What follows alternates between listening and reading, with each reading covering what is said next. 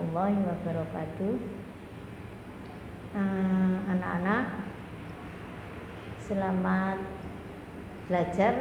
Kita ketemu lagi di madrasah kita tercinta ini, Madrasah Tsanawiyah Perguruan Mu'allimah Cukir, Jombang. Setelah sekian bulan kita nggak ketemu, bisa ketemu lagi. Tapi anak-anak kelas 8 ini untuk materi SKI waktu kelas 1 diajar oleh yang terhormat Ibu Farah, dan untuk kelas 2 dan kelas 3 nanti tetap saya. Perlu saya kenalkan yang belum kenal, tapi ada yang sudah banyak kenal ya. Nama saya Bu Sofia Ali, biasa dipanggil Bu Sofi, membawakan materi SKI dari untuk kelas 8 dan kelas 9. Mari kita awali belajar kita pada pagi hari ini dengan bacaan Ummul Quran.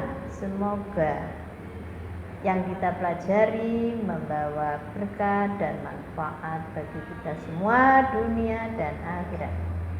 Ala hadiniyah wa bi syafaati Rasulillah. Al-Fatihah. Amin.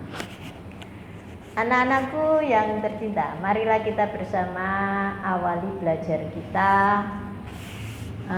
Kita di kelas 8 ini bahasannya untuk semester ganjil adalah perkembangan peradaban Islam masa dinasti Bani Abbasiyah.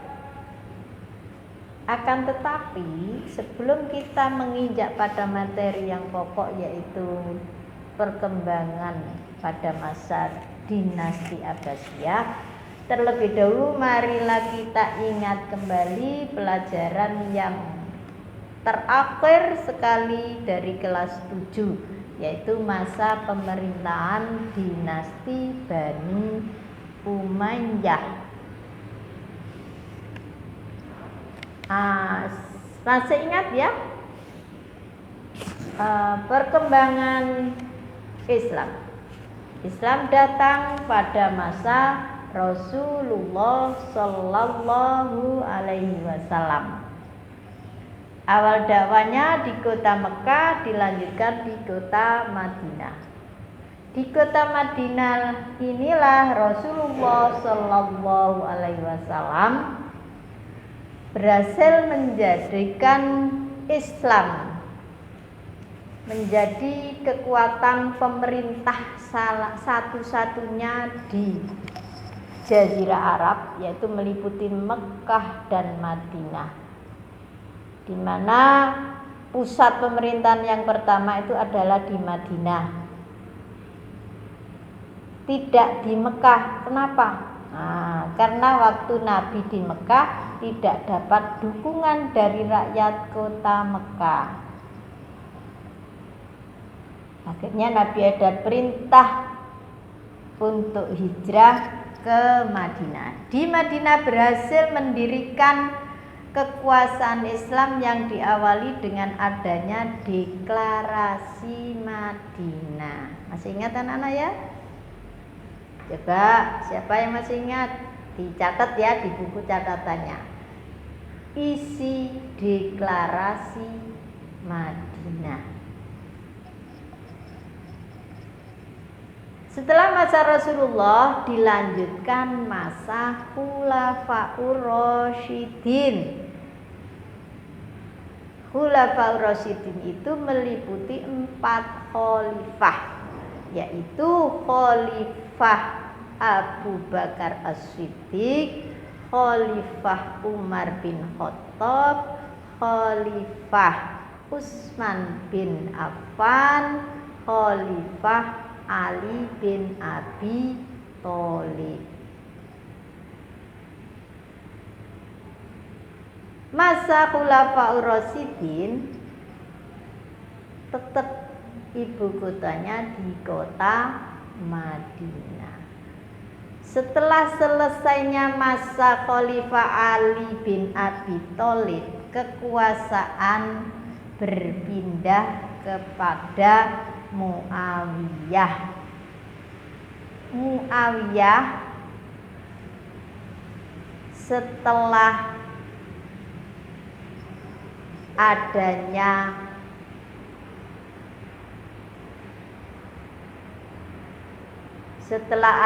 perjanjian penyerahan kekuasaan dari Hasan bin Abi Thalib kepada Muawiyah yang ditandai dengan adanya Amul Jamaah. Masa dinasti Umayyah berlangsung sampai 90 tahun. Nah, ini sebagaimana tertulis di papan, yakni dari tahun 41 Hijriyah atau 661 Masehi sampai dengan 130 Hijriyah atau 750 Masehi. Selama itu dipimpin sebanyak 14 khalifah. Masa-masa pemerintahan Muawiyah, awal pemerintahannya yang dilakukan oleh Muawiyah adalah memperkuat pemerintahan di bidang administrasi dan perluasan wilayah. Setelah masa Muawiyah dilanjutkan oleh penerusnya, dan pada awal masa Khalifah Abdul Malik, Khalifah Abdul Malik dilanjut dengan Khalifah Al-Walid, Khalifah Umar II dan Hisham. Pada masa-masa khalifah tersebut, dinasti Bani Umayyah mengalami kemajuan yang pesat sekali di berbagai bidang, yaitu bidang politik, militer, ekonomi, budaya, sastra, dan ilmu pengetahuan. Namun dalam perkembangannya kemudian berbagai kesuksesan dan kebesaran yang telah diraih oleh dinasti Bani Umayyah mengalami kemunduran, bahkan memasuki masa kehancurannya. Di antara akibat kelemahan di dalam negeri dan semakin kuatnya tekanan dari pihak luar. Di antara beberapa peristiwa yang mendorong kemunduran Bani Umayyah dapat diidentifikasikan sebagai berikut. 1. Figur pewaris yang lemah. Sepeninggal Khalifah Hisham, tidak ada lagi khalifah yang kuat dan mampu serta menjaga keutuhan dan kewibawaan negara. 2. Tidak ada ketentuan dan cara pengangkatan khalifah. Akibatnya terjadi perebutan kekuasaan di kalangan anggota keluarga. Kita ketahui masa dinasti Umayyah ini bentuk pemerintahannya itu adalah monarki absolut. tidak demokrasi seperti masa Rasulullah dan Khulafaur Rasyidin. Apa itu demokrasi? Dipilih oleh rakyat. Lah, monarki absolut atau sistem kerajaan tidak ada pemilihan khalifah. Yang ada pengangkatan putra mahkota. Lah, yang demikian ini menjadikan atau mendorong mundurnya kekuasaan dinasti Abbasiyah. Karena tidak adanya ketentuan itu, apa yang terjadi? Yaitu perebutan kekuasaan di antara anggota keluarga. Yang ketiga, pemindahan ibu kota dari Madinah ke Damaskus, yang merupakan bekas kota, bekas ibu kota kerajaan Bizantium. Gaya hidup mewah bangsawan Bizantium dianggap mempengaruhi dan ditiru oleh dinasti Umayyah. Kita ketahui tadi masa Rasulullah dan Khulafaur Rasyidin ibu kotanya di Madinah. Bani Umayyah memindahkan kekuasaannya ke Damaskus, yang dianggap kota itu kota bekas ibu kota kerajaan Bizantium yang beragama Kristen Ortodok.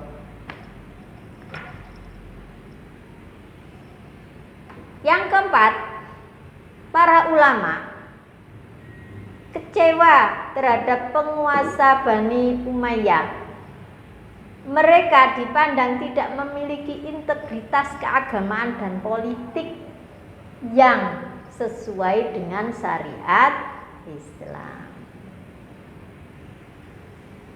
Nah, inilah yang menjadikan lemahnya dinasti Bani Umayyah. Dengan hancurnya, runtuhnya kekuasaan dinasti Umayyah, maka berdirilah kekuasaan dinasti Abbasiyah yang diawali dengan adanya gerakan-gerakan bawah tanah, gerakan-gerakan mengadakan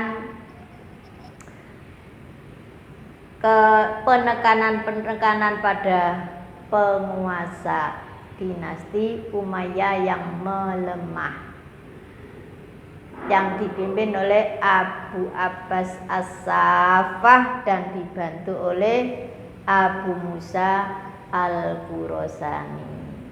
Demikian anak-anak pelajaran SKI pada pagi hari ini yang bisa disampaikan, mudah-mudahan bermanfaat. Tugas, jangan lupa ini semua dicatat di buku catatan. Jadi untuk pelajaran SKI tolong disiapkan satu buku catatan. Besok kalau kita sudah bisa ketemu secara langsung tatap muka di kelas, ya, tidak di dunia maya, di kelas yang nyata, kita bersama-sama belajar dengan catatan-catatan yang sudah disampaikan pada hari ini. Sampai ketemu anak-anak, semoga kita tetap diberikan kesehatan oleh Allah Subhanahu wa taala, dan mudah-mudahan si corona segera pergi dari muka bumi ini. Wabillahi taufiq wal hidayah. Wassalamualaikum warahmatullahi wabarakatuh.